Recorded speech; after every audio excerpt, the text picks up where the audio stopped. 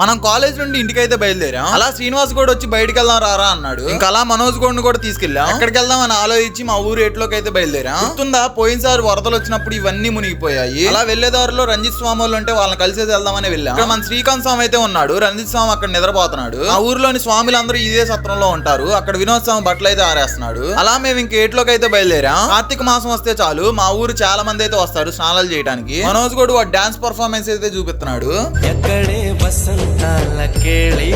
శ్రీనివాస్ గౌడ్ ఏదో స్టంటులు చేస్తున్నాడు.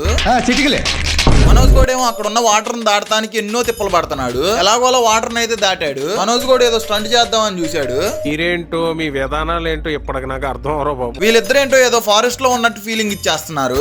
ఇక్కడ నాగరికత జాడలు ఎక్కువగా కనిపిస్తున్నాయి. నాకు ఉపయోగపడేవి ఏమైనా ఉన్నాయేమో చూస్తాం. వీళ్ళు చేసే పనులు తట్టుకోలేక ఇంటికైతే బయలుదేరాము. ఓకే గైస్, మళ్ళీ నెక్స్ట్ వీడియోలో కలుసుకుందాం.